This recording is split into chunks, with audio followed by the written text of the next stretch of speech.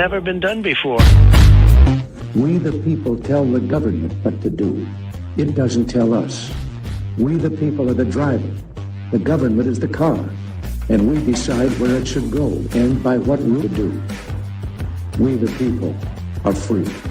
And I hope we have once again reminded people that man is not free unless government is limited.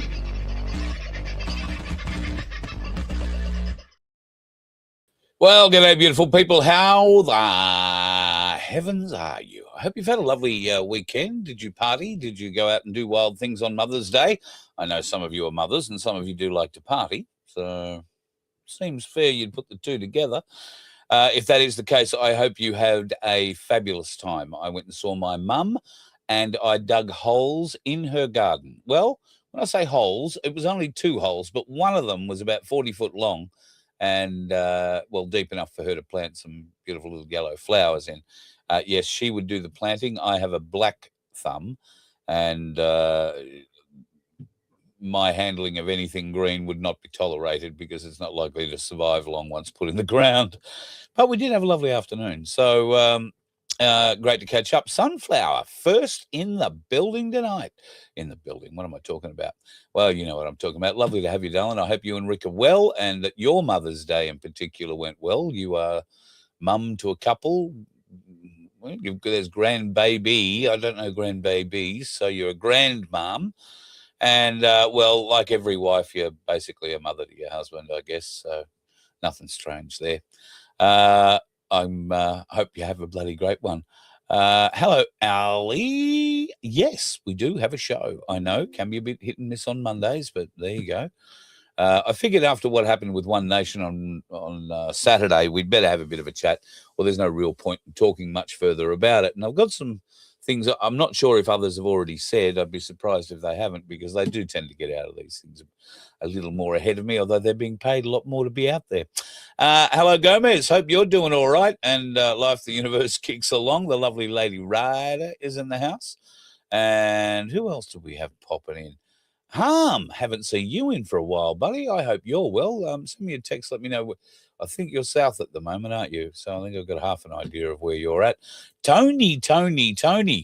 Now, I hope you've pulled over.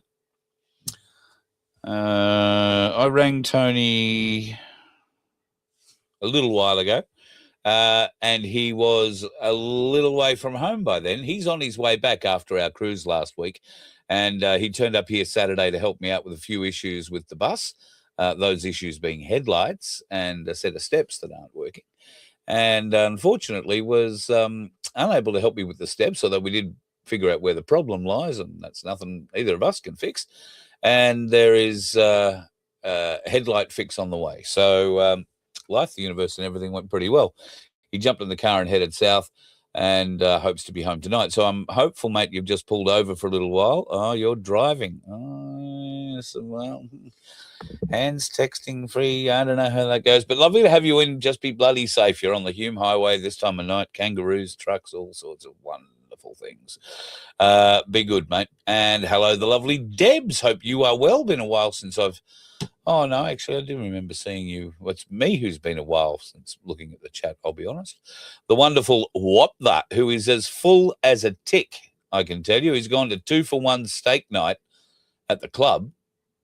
Yeah, he's out of hospital. Thank you, everyone. Oh, yes, did we mention that on Friday night? I think we did.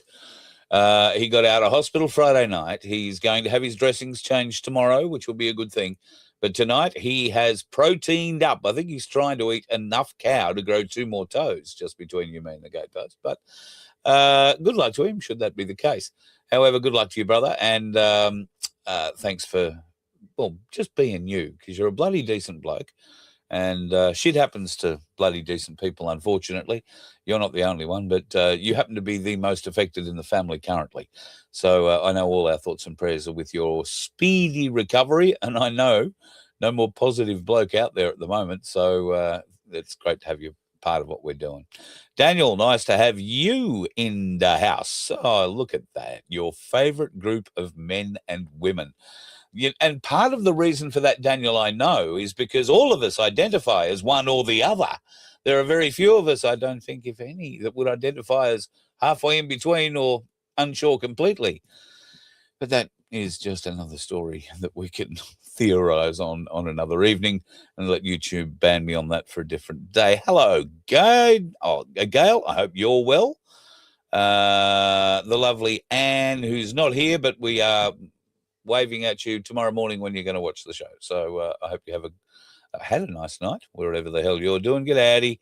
Margot's in the house. Jude's in the house. Nice to have you back in town. Hello, Jenny. Scotty. Good to have you in. The wonderful Paul, who is a gentleman and a scholar, sends some lovely messages when he does his little logs in. And g'day, John. Hope you are well. Going to skip down a little. Andrew's in the house. You've been very emotional for a few days. Jude. Ah, no. I am so sorry for your loss. I've cried more for dogs that, not even my dogs. I've cried more for dogs that have been lost in the last few years than I have for people. And that is because, like you, I guess, you understand there is an extraordinary bond that dog lovers particularly have, but I'm sure cat lovers have it too. I don't mind cats. But for whatever reason, the bond with a dog is just different, stronger. And when you have to make those sorts of decisions, it is terribly, terribly difficult, even though you know it's the right decision to make. So I feel for you, Jude. So love and light to you and yours. And it will get better. It always does. Silver Fox, nice to have you in the house as well. Scrolling down, I think I've seen all the names that I'm going to see. I'm not reading here, folks. I'm just sort of looking for different names. Giselle, lovely to see you in the house, like those that pop up. And I can say hello to. And user for and a number. G'day you. Hope you're doing all right. Don't know how you get in as a user, but be polite, be nice. And our moderators who are in there working their bits off tonight as usual will accommodate you. But if you're getting silly or strange, then they have a very polite way of letting you know. Dog souls are beautiful, Daniel. You're 100% right. They are the most pure souls, I think. Their love is continuous, unambiguous, and abundant. They live for their owners. And I see it here every day. The fellow who I'm lucky enough to have a little bit of land to prop on at the moment has two, recently three, but sadly lost one. Two dogs here. Now, they love me, I think mainly because I usually have a treat for them, but it's every morning it's hello. Bark, bark, bark, bark, bark. Hello, lovely to see you. Great, you're excited. I'm excited. We're all excited. It's a beautiful new day. Look at all these new smells. And that's the part of the day I really love, seeing the dogs for the first time, because they approach every day and every interaction with a human, these two in particular, with great joy, and they share that. And I know you feel that with every dog you interact with. So wonderful, wonderful beasts they are. Wonderful, wonderful animals. G'day, Robert. Nice to have you in too. And Fuzzy, you cry for the loss of most dogs. Yeah, me too. Yeah, it's very difficult when you do lose them. They are very, very, very hard to lose. G'day, Donna. Lovely to see you. And the Synchronicity Show is in the house. Nice to have you all in. Beautiful. Hope you had a great weekend. Life, the universe, and everything is going to progress onward and upward for us all. And I mean, seriously, for those with eyes to see and ears to hear, there is so much coming true, so much coming out, so much being released. We'll only touch on a very little bit of it tonight, and we'll start I guess, with the big news for One Nation. Now, here's the look on Angus Taylor's face when he realised that the Liberal Party was not going to reach, well, quite possibly double figures in a primary vote sense. They did eventually reach 11%. This is what it looks like when you hear that's as good as it's going to get, Angus. Not flash. Yep, One Nation cleaned up, and boy, did they clean up. Now, I know Vince is happy. We spoke yesterday, and he picked it. You'll remember Friday night. I don't think he picked the margin quite as broadly, but he was very, very, very, very close. And I think he's going to be a pundit. We need him. He picked the South Australian election, of which he told me that Cory Bernardi and others have only just been admitted to after 5.5 weeks or something. That's how slack the Electoral Commission is. And apparently they're being investigated by who? By the Electoral Commission. There'll be more to come out on that, I am sure. But One Nation in the race to a seat in Victoria the weekend before last didn't quite go as planned. That was held by, I think, the Liberal, but One Nation's result down there was not really reflective of the support that they appear to have throughout the rest of the state. Well, if the battle for the border region is anything to go by, then there is a very large amount of support for One Nation.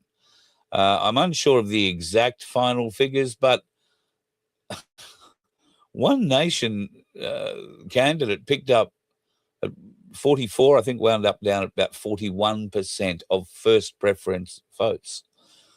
The Nationals and the Liberal Party couldn't raise 20% between them nearly. They did wind up getting just over 20%, but that's in total. Just over 20% of a combined coalition vote, let's call it. I think the Libs had 11 point something and the Nats had 9 point something. So a absolute shocking result for a seat that is so important to the Liberal Party. Why? Because the Liberal Party started there. That's the first seat they ever won. That's the longest seat they've ever held, 77 years. And they had their nuts handed to them in a sack. Not their own. They were taken out, fried, just like the sheep farmers do with the old delicacies. Sorry, you may not know about those old delicacies. And then you hand them around. Well, the bloke who won certainly knows about farming. He certainly knows the district, and there was a lot of excitement in One Nation ranks. Pauline had a phenomenal night, and I'm not saying she hit the bottle in any way, shape or form. In fact, she looked very healthy the next day doing the interviews. But there are a lot of hugs, a lot of dancing long into the night, and a lot of plans going forward. This is a very important win for One Nation. And for that nation, for we the people, for those that want to vote a different way, and for so many years, in fact, for the first time in my lifetime, you could consider One Nation a vote for them will make a difference this time round. Now, Victoria's state election will be a good tester for that, and that's November. There's a long time between now and November. But I get the feeling that the regional areas of Victoria are going to support One Nation in a very, very strong manner. And I think there will be large sections of metropolitan seats, or those at least that are a little closer to Melbourne, that will also support One Nation. And then there, of course, will be the Liberals who are quite disenchanted, the Nationals who are quite disenchanted, and will be looking around to punish their parties to say, well, hey, you have had the opportunity. You have been in opposition now for, what is it, 14 years in Victoria? You haven't been able to put up a credible opposition. I couldn't tell you the name of any of the Victorian opposition leaders. I'm struggling to stretch it for the female in charge now. They get no airtime outside of Victoria. They don't need it because the vote is in Victoria. So, sort of understand that in a bit. But we're seeing the headlines about the $200 billion of debt that Victoria is headed for. And it's not people like you and I that are going to pay that debt. It's your children. It's your grandchildren, and quite probably their grandchildren, who will be encumbered with this debt for the rest of their lives. Once again, we are being shown this. Do we want that form of existence for our family line going forward? This is a great example of the mismanagement of government on so many levels. The same government that bought, I don't know how many million or $1 billion worth of trains, new trains for their new railway system that they've built, and nobody thought to measure how wide the tunnels were versus how wide the carriages for the trains were, and they don't fit. They didn't build the tunnels wide enough. This is the level of Labor incompetence that has been entrenched into Victoria for the last, decade and a half. And now there is severe, supreme, undeniable, alleged evidence, better cover myself, of fraud and corruption to the tune of a minimum of $15 billion. The CFMEU features prominently in the questions that are being asked about that. And now the incumbent Labor government, with that piece of swill female Allen that's running the joint, are not even hiding the fact that they are not going to allow any kind of serious investigation of any of that.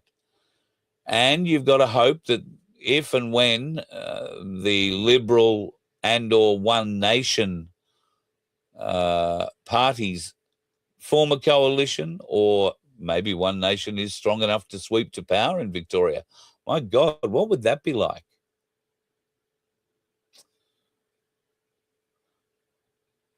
I don't know what would happen with Darren Bergworth. I better ring him and ask.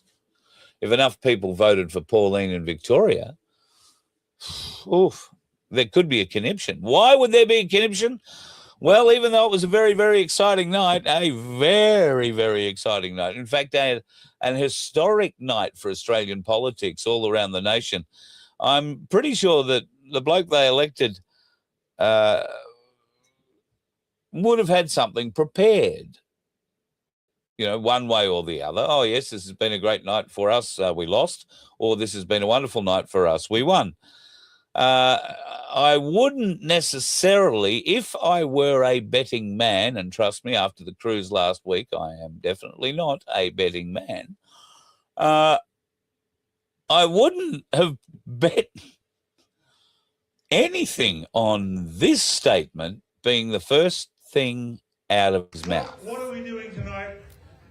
We're like a mason with a chisel and a hammer, and we're recarving the letters into the Australian democracy.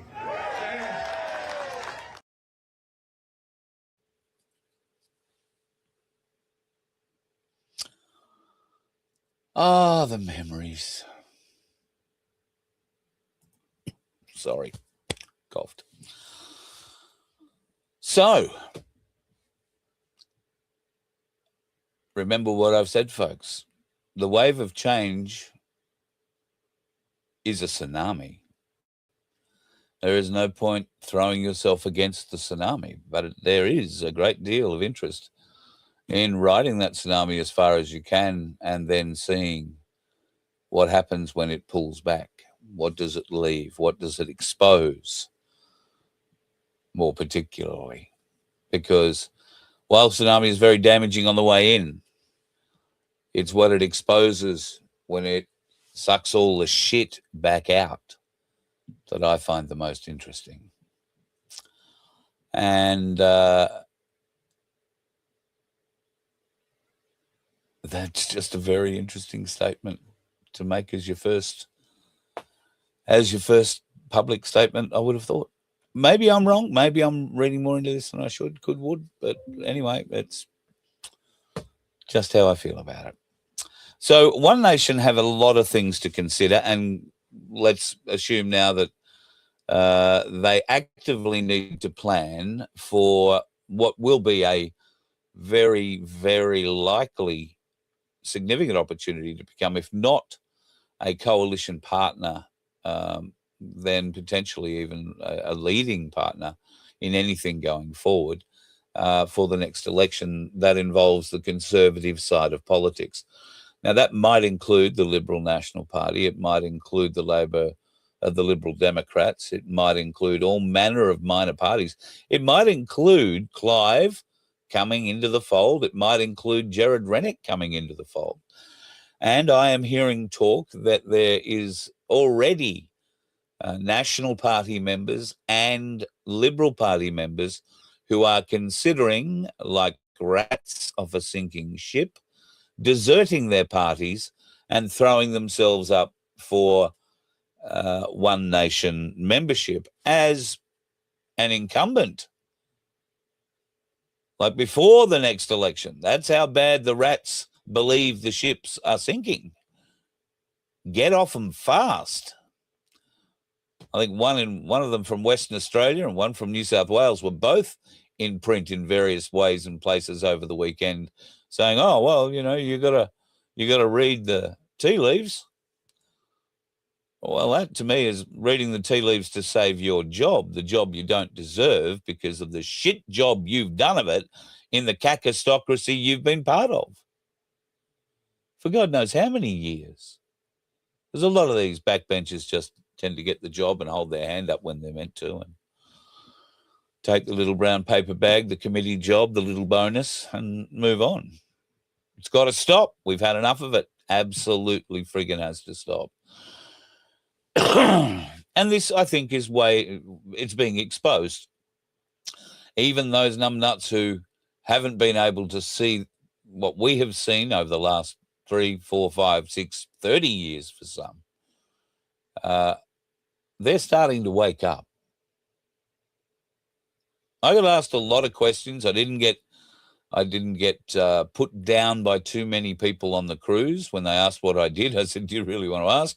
I said to one fellow while we were standing out on the smoker's deck one night, he said, "So what do you do?" I said, "Oh, I talk about things that make people uncomfortable." And he said, "Oh, yeah, what's that mean?" I said, "Well, we could talk about the moon, or we could talk about the flat earth, or we could talk about the jab, or we could talk..." And he said, "Oh, stop there. Let's go back to the moon. Have you seen that movie Moonfall?"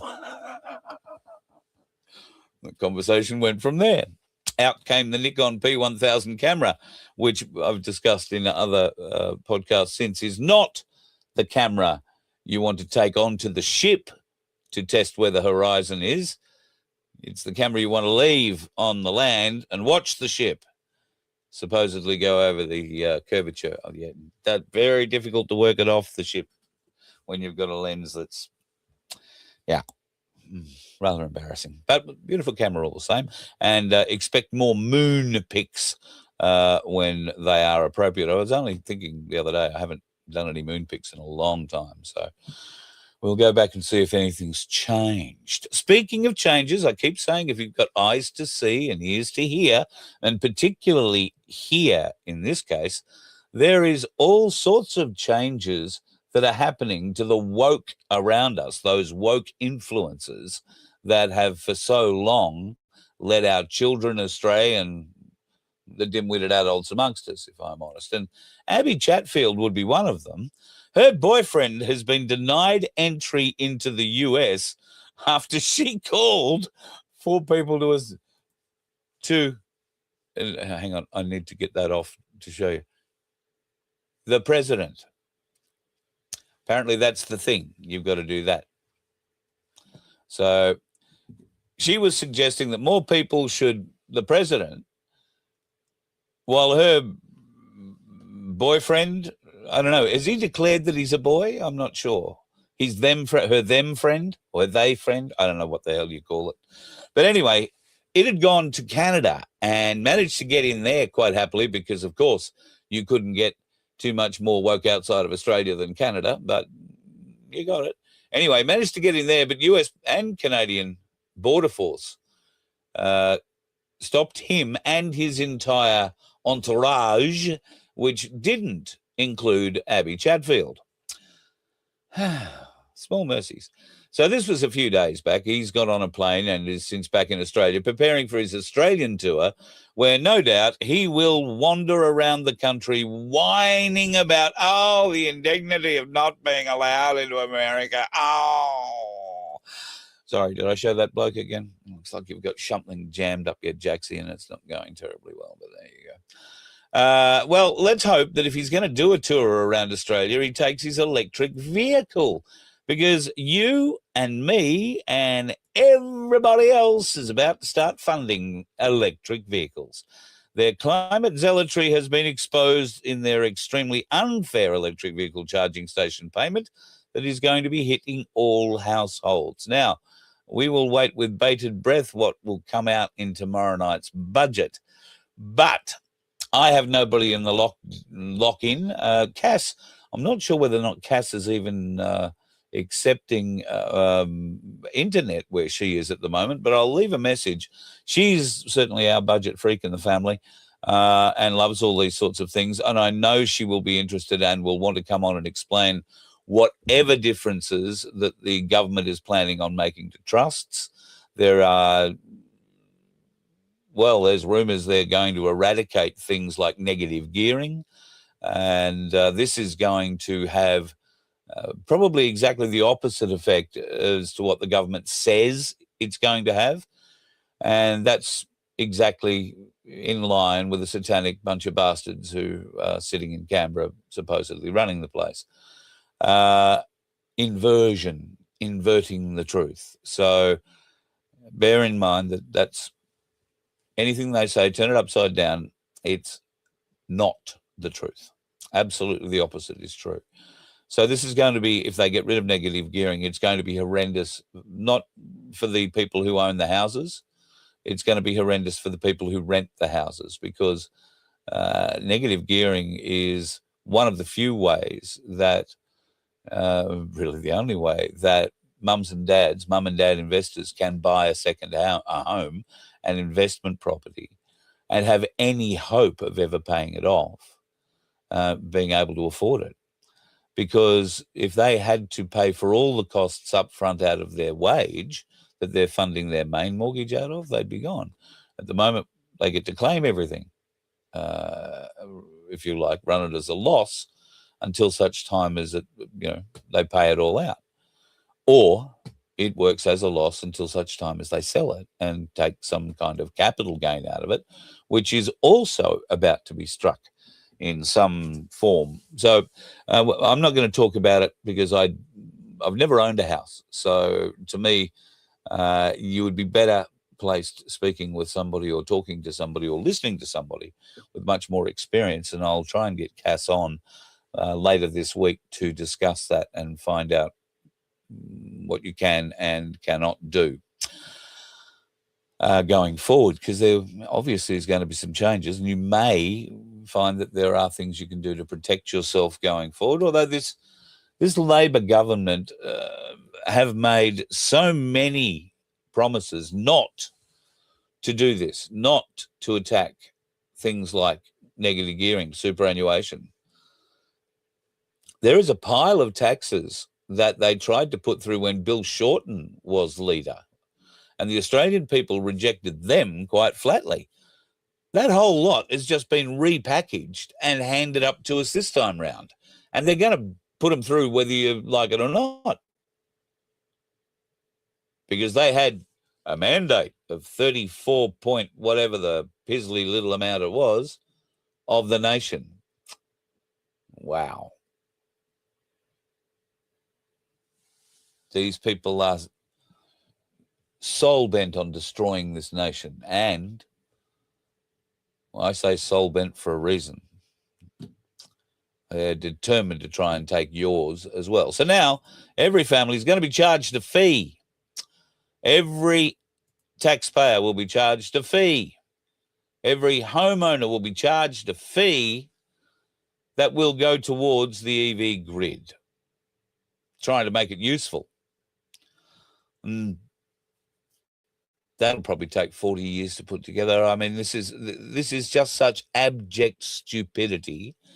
And once again, I believe evidence to the eternally stupid that all is not right with their world.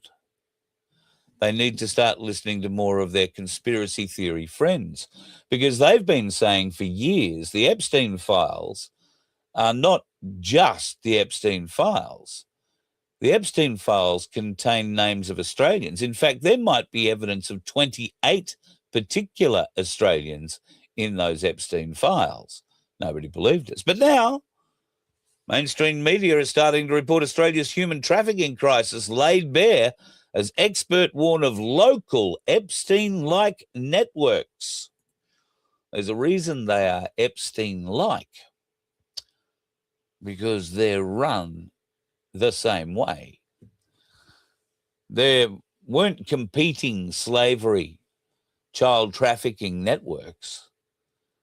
And if they were, then those competitions were quickly sorted out.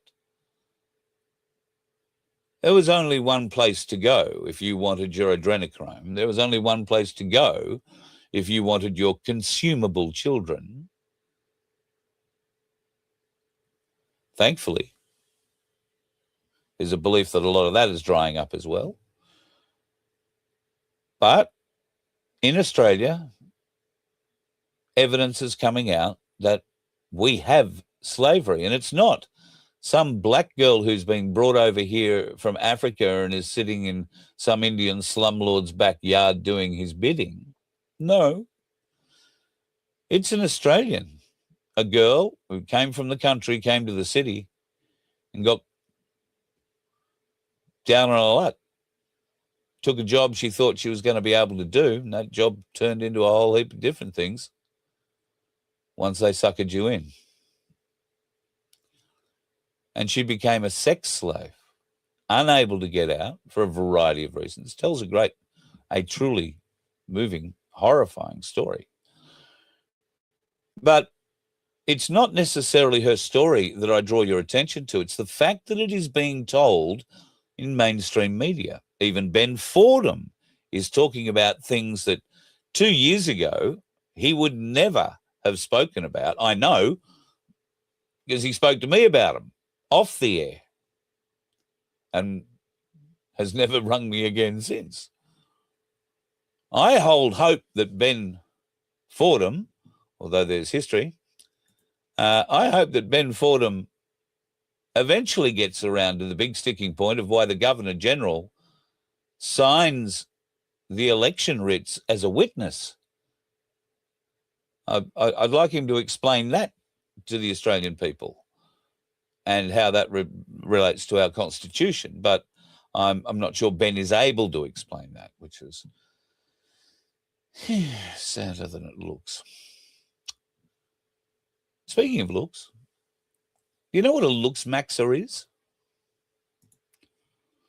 That is a looks maxer. Now, this little turd has been hit with 15 or 16 charges related to child pornography because when asked why he downloaded it to his phone, he wanted to try something new.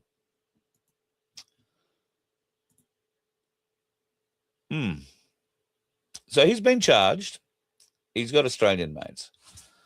Do you know how they get that chiseled look? They hit themselves in the face with a hammer. I shit you not.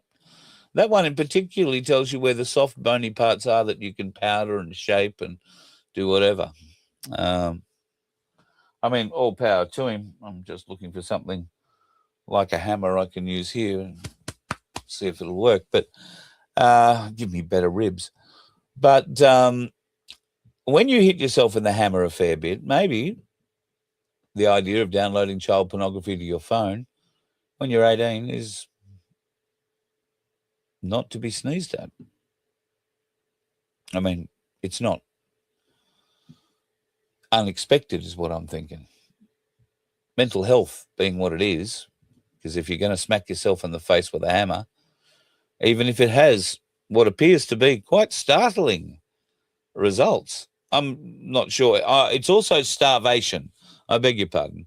There is hitting yourself in the face with a hammer and starving yourself as well. I beg your pardon. I should have understood that.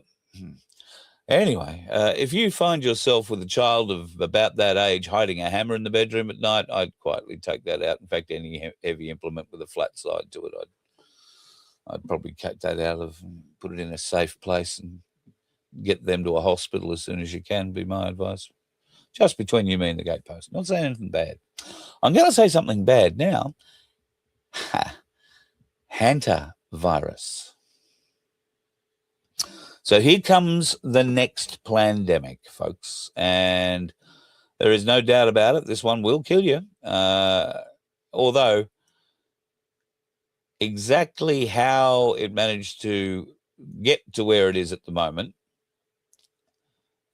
which is at Tenerife on a boat, is still eluding the authorities. But even though nobody on the boat currently seems to be exhibiting any of the symptoms of the Hanta virus, 4 of those people are Australians, and I heard today that they will be flying directly to Perth. They will probably arrive overnight or early tomorrow, mid-morning tomorrow.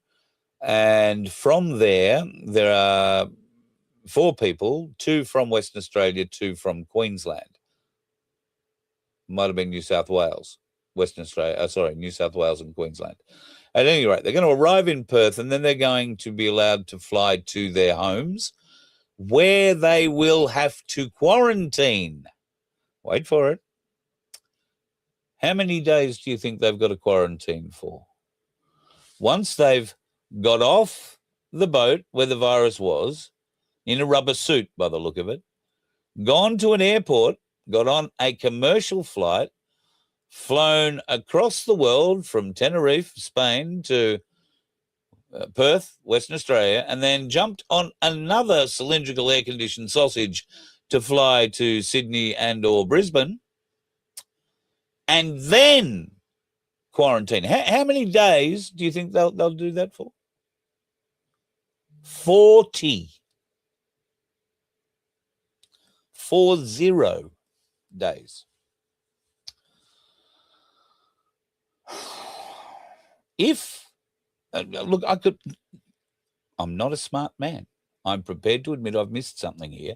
Please explain it to me in the comments. If Hanta virus is as deadly as they say it is, when you've got to go and quarantine somebody for 40 days after they have been directly exposed to at least the boat that the thing was on,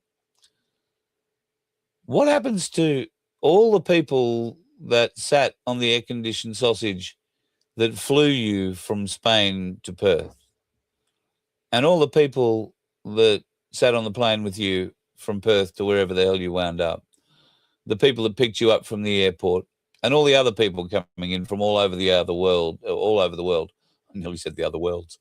What happens there? Are we just going to be starting up contact tracing again? 40 days of isolation is what they're coming home to, apparently. Now, that's longer than some states had lockdowns in total, not Victoria. But it does give you an indication of just what sort of gusto the World Health Organization is using to control this Hanta virus, which came from the COVID injections. How do we know that? Well, because it's listed on page 33 of 38 in the adverse events from Pfizer's clinical trials. That's it, listed right there. Here is the patent for the Hanta virus from 1991. This was a virus that was discovered by the US Army. So many great viruses are discovered by the military, don't you think? So you can check that patent number there. I did earlier, but here it comes again. I did say the next one was going to be pretty harsh. So what do we do with those 4 people who are getting off the plane in Perth?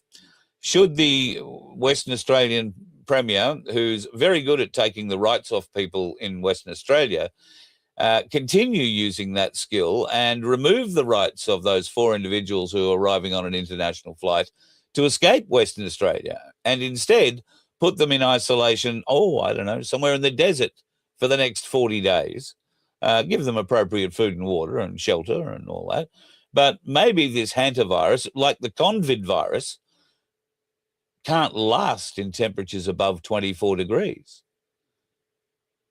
Yeah, everybody always forgets that. If you had COVID in your house in Queensland and it was 32 degrees anywhere, or you had a bit of hand railing that always had to be continually sprayed down because people touch it, and it's in the sun all day and weighs and has picked up heat to 50 degrees when you put your fingers on it. Nothing can live on that.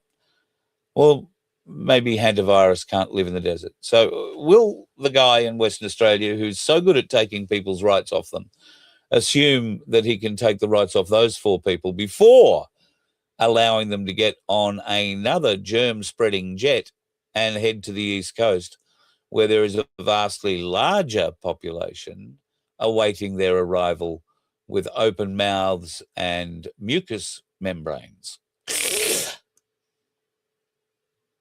Nice. If you know anybody who's flying back from Perth as a FIFO, watch this story. Watch for these infected 4 being sent back here to Australia. And it won't be hard to pick what flights they're on, because there aren't too many bloody flights from the west to the east and the east to the west.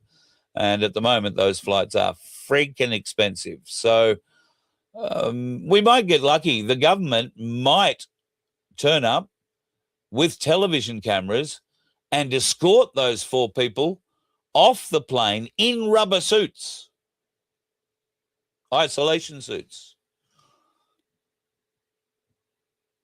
Can't see why they wouldn't do that after the precedent they set with Ben Roberts-Smith.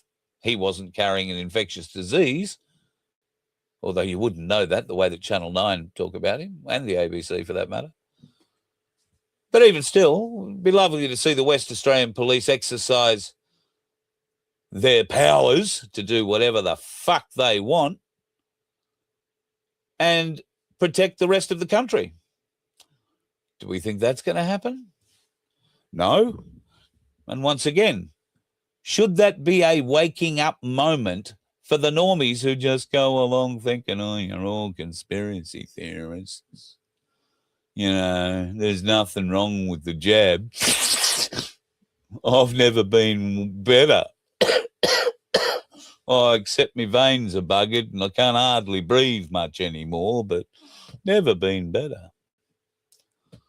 Oh, my lordy me, folks. I think every day is showing us more and more and more moments for the woke to be awakened. And sadly, not all of them are going to wake up. It's not our job to wake them anymore either. That's being done by others. That's being done by higher powers than you and I. What we have to do is get ourselves together, get ready, because it's coming. It's going to be a big change. It's going to be frightening for many. And like any tsunami, one nation or otherwise, when it makes land, it's going to be violent. So find something big and strong to hang on to, something to cling to that can give you support, something that you trust. Because the ride's going to be fun. It's going to be a ride. And it's going to be hard, but we are prepared. And these moments like I've described tonight, I genuinely believe are there to wake the woke. to give them an inkling. To them, I probably sound like a complete loon, a crazy person. And if that is the case, then I'm sorry, I can't help you. I'm sorry you're not listening. And if I'm wrong, okay, I'm wrong. So what? Who have I hurt? But if I'm right, well, if I'm right, maybe we'll keep a few more dickheads on the roads, sadly, because they're usually the ones that survive.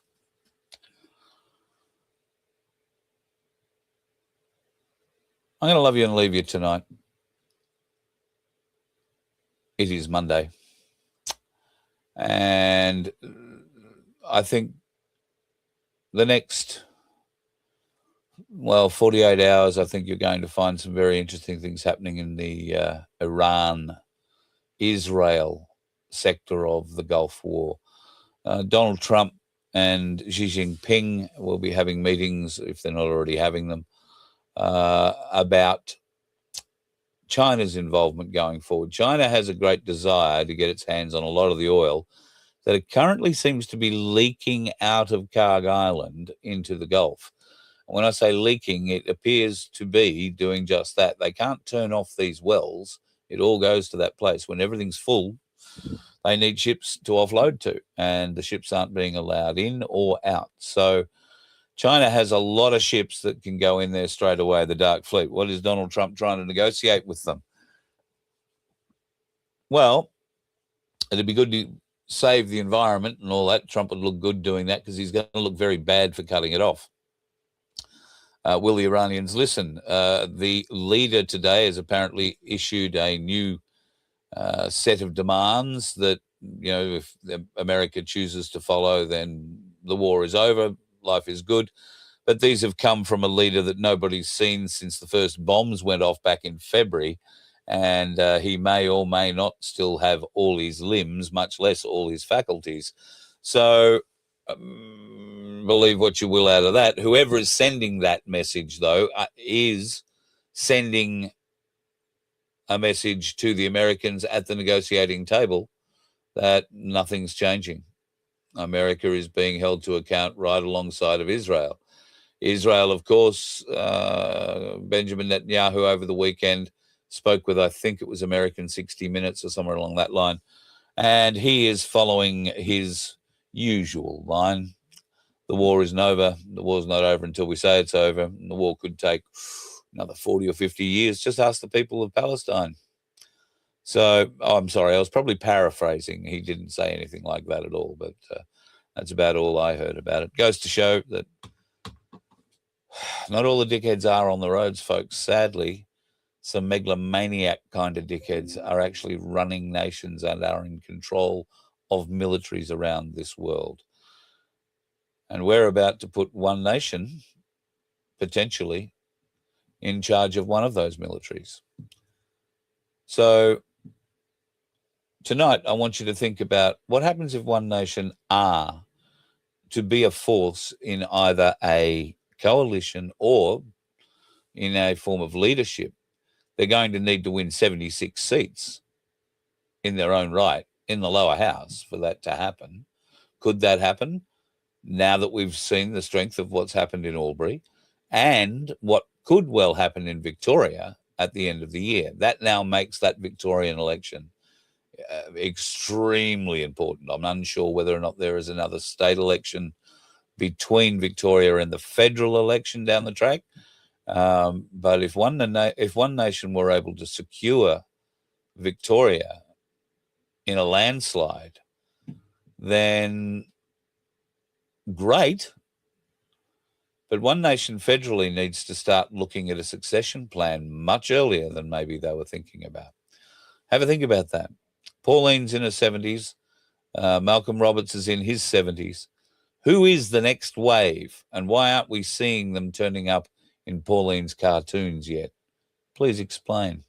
See you tomorrow night, folks. Be safe on the roads. You Bye. let one ant stand up to us, then they all might stand up.